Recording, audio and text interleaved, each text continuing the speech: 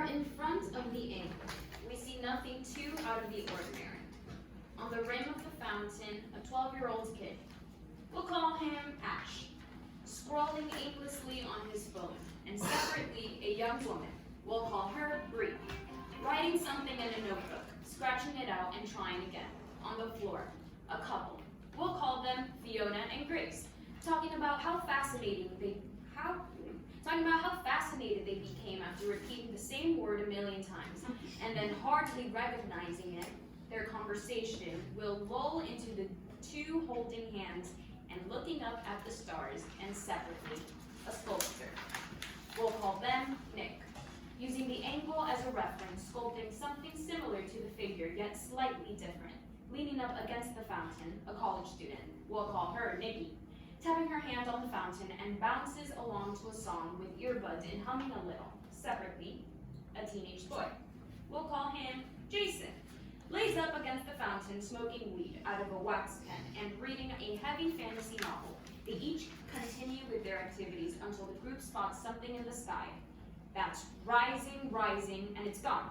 Silence. Music blasts. Grace and Fiona grab each other and jump up. Nick chucks the head of the sculpture in the fountain. Jason rips pages out of his book and throws them up. The group runs together. Everything is a rapid, intense blur. Bree lunges for Grace as Fiona pulls Grace back by their hair. Nick steals Jason's vape pen and takes a huge hit. Jason spins and dips Nikki before seeing Bree and drops Nikki. Ash takes the pen and Fiona pulls it away from him before he can take a hit. Jason finds Bree and the two start furiously making out before Ash separates them. Nikki leaps off of the fountain and is caught by Grace and Fiona. Bree finally gets to Grace and the two are locked in a grudge match. Nick tries to splash Fiona with water but ends up drenching Nikki. Ash attempts to dive into the fountain but is stopped by Jason and Nick. Grace and Fiona go to hold each other but are broken apart by Bree. All is complete chaos. Actions of love, hate, creation, destruction, until a clock chimes. The group falls to their backs and stare at the angle. Back in Jerusalem, centuries ago, there was this pool of water. No one really understood how it got there, but it was there anyway. It was said that every so often an angel came down to stir the waters. Legend has it that if anyone bathed in the water, any illness or sickness they had would vanish. When Jesus left, the water in the pool dried up. No one could be healed anymore. This is a replica of said fountain. But it is believed that when Jesus comes back, the water in the real pool will flow once again.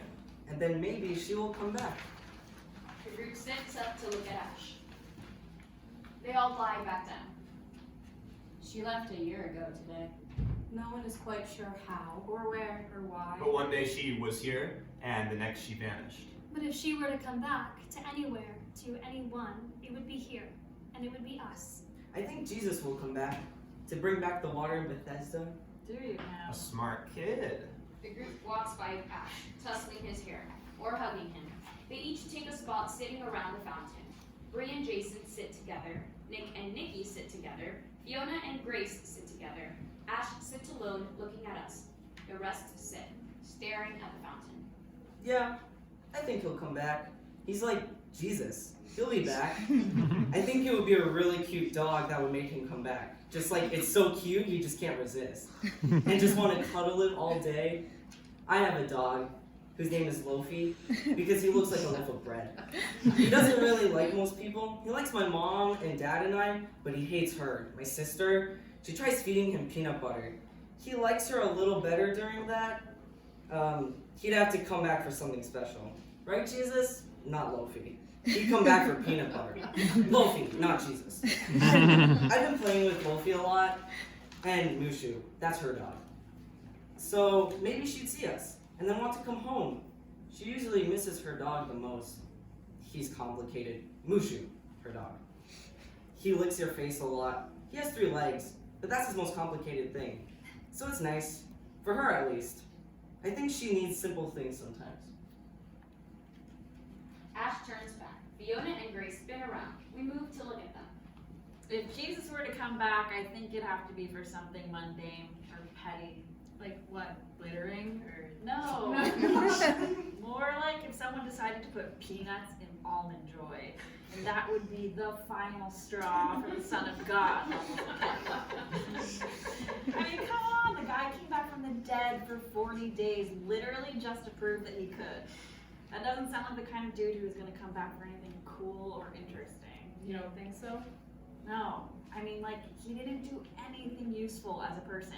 He just sat around giving the Cliff Note versions of his teachings and then yeeted himself back up into heaven. That's very true. Are you waiting for me to ask what you think? It's bound to come out. Go.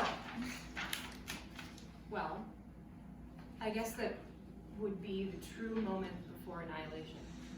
So if there is a single God who did have a zombie son, said zombie son should return moments before the end to fix it, right? Or since everything's already pretty bad, he's already on Earth trying to fix shit, and he just wants to help people live their best lives. So, like the ghosts from that one Christmas movie. Silent Night, Deadly Night. No. Tim Allen's The Santa Claus 2. Oh my god. Yes! Thank you. But those three little ghost guys. I think he'd be less personal than that zombie son's a busy man. All I can picture is like a 12-year-old zombified Jesus giving a Father's Day card to God. Where half his face is gone. Leona does her best zombie son impression. The two laugh at school. What do you think she'd come back for? I don't know. I'm not sure if she ever will. Oh. Are you okay? Yeah, fine. I just feel like there's a disconnect, understandably, if this is how you're dealing with everything. All the loose ends between you and her. I'm not jealous. There was never me and her. I just think maybe it's okay that she's gone, you know? If that's what she wants. I miss her. Don't you? I don't know. She's been gone for a while now. I think I've gotten used to it. Do you want her to come back? Grace kisses Fiona on the cheek. They turn back around. Nick and Nikki turn out to us. We move to look at them. I'm an atheist. Yes, but hypothetically, what would? I don't think he would. Expand on that. I mean, if he's out there, Hypothetically. yes, hypothetically. I think he abandoned us for something less hateful, something greater, something better. Like her. I don't want to talk about her. We're going to have to talk about her. at We're some going to point. have We can't- to. Nikki, I love you, but you need to respect that I can't handle You can't, this this- right now. This isn't just you. Do you know why? Why she left? Is there something better? Then Here. This. Us. would it make you feel better if there was?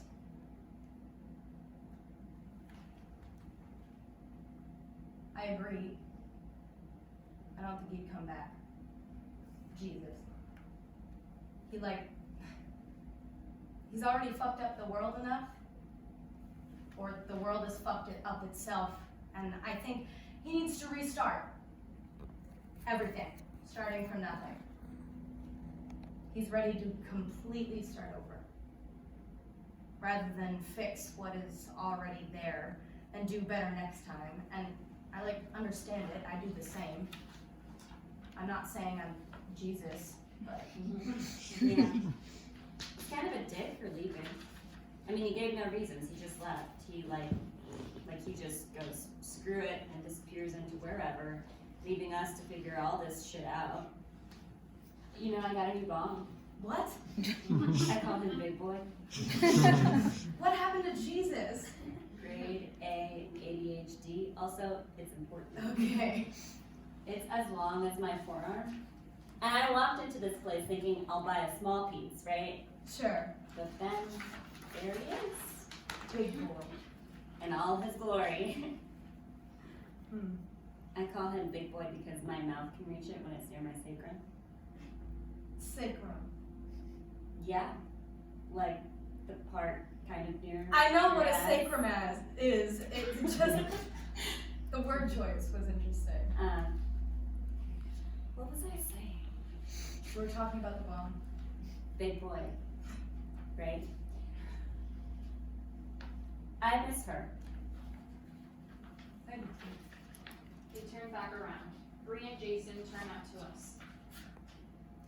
You think he would, wouldn't you? Yeah, kind of. In some crazy apocalypse situation, wouldn't he have to come back? That seems like one of his few obligations. Obligations. He doesn't have to do anything. He's the son of God. He probably gets away with the most shit. Like, he probably could have Me Too'd some. Oh my god. Like, completely got away with But it. most people are getting caught now. That's what the Me Too-ness implies. Well, that doesn't work for the bit.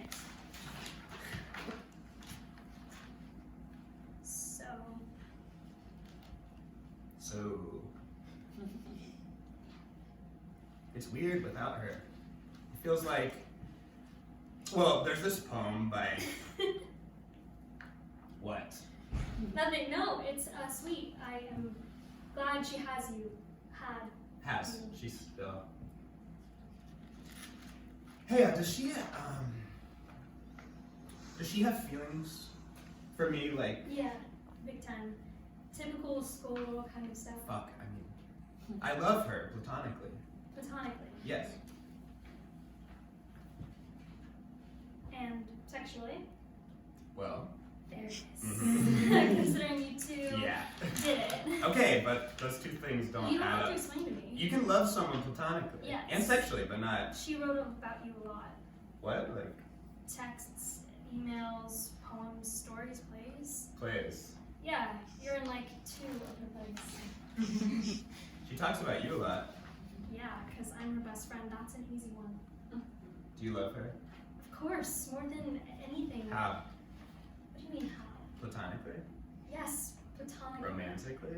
I mean, in a sense, I do. Yes. Sexually? But we aren't like, no. There it is. Whoa, okay, that's different, and you know that, and it doesn't matter anyway. She's gone. Can't see how she feels about it. Nothing to be done. Where do you think she is? Where do you think she is? I don't know. If you were to speculate. I don't. Anywhere, want where to. would she go? I don't know, Jason. I don't know. I have spent hours, days, weeks just speculating, and it doesn't help anything because I want to say she's somewhere great and beautiful and somewhere where she's actually happy. But really, I hope she's miserable. I do. And I know saying that, I know that makes me sound like a fucking selfish cunt, but I just want her to come back. So if that makes me a fucking selfish cunt, so be it. What do you think I just told you. about the water returning to Bethesda? Do you think he'll come back? No. No, not for a long time. They turn back around. The clock chimes. The group guides us to the center circle. Hi, thank you everyone for coming. People who knew her, people who didn't. We like to try to have new faces just in case. I don't know, just in case it's what she needs. yeah, in case that's like the key, you know, to bringing her back. Incorporating change. She likes change. That's why. She likes change, that's why she leaves, according to my therapist. Exactly.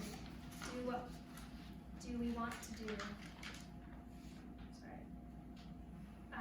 Just names for introduction, save time. And pronouns? Right. Okay. Fiona, want to start? Sure. As mentioned before, I'm Fiona, she, her pronouns. Grace, they, them. I'm Nikki, she, her. And Nick, they, them. Jason, he, him. Hello, I'm Ash. I use he, him pronouns. And my name is Bree, she, her. Great. So we can get started. They don't know anything about her though. Do you want us to talk about her? Or are you okay with? Yeah, I think I want to. I think I'm ready, if you guys are. Some context could be good. Okay, sure. So, We met in our high school choir class. She was genuinely the kindest person I've ever met. And really fucking funny when she wanted to be. Super talented too, like definitely was going places. And like really thoughtful with everything she did. Everything meant something. She heard me. A lot of people listen, but not a lot actually hear what you have to say. She did. she cared about people, I think, like, really cared more than they knew. She had a really big heart. She's perfect. Sweetheart. Look, I loved her, but like the rest of you, but this is all about truthfulness, and she was great, yeah, but she wasn't a saint. People got hurt, friendships tainted, hearts broken, and after everything, she still abandoned us. That wasn't her fault. Then whose was it? Look, it isn't our place to judge her. No matter what, she needs to come back, and that's why we're here. Quick question, who hasn't been here before? We can do our little tour. Might be nice to start out light. Can Nikki and I do the terrace? If it's just a quick. Oh, hell yeah. Welcome to the terrace. So this was her favorite spot in the world, the fountain. So it's favorite spot adjacent. The architecture of the terrace is a mix of medieval, Greco-Roman, Italian. No one's super able to understand it. The final scene of Angels in America takes place. She here. loved that play. Right. Loved that play. The language got to her. She loved metaphors. Yeah, she really liked metaphors. She found them everywhere, not just in literature. Like, she loved the history of this place. That in the 80s over here, the terrace, was huge for like queer meet and greets and drug dealing. Gay drug dealing is something I'd be into. I don't think it was specifically queer people dealing I don't drugs. think there was some overlap. Anyway, she loved calling this the gay Garden of Eden. But there's no like foliage. Like there's nothing to show for it now. It's just a tourist trap, like cluttered with hundreds of heterosexuals taking pictures for Instagram or their wedding. Like, what straight person takes their wedding pictures at a gay monument? It's like taking pregnancy photos at Stonewall. As a whole, it's just very homophobic. You think everything's homophobic. It's because everything is. Okay, if it isn't a garden, maybe it's a birthplace. The first lesbian monument spitting out between its gaping arches. Yeah, I mean, it's the closest thing there is to a gay womb. The safety and the anonymity of pickups and the disassociative nature of the drugs until you were ready to be baptized, to step into who you are in the water of our ancestors. Did you just come up with that on the spot? Because that was really beautiful. I think we're ready to move on.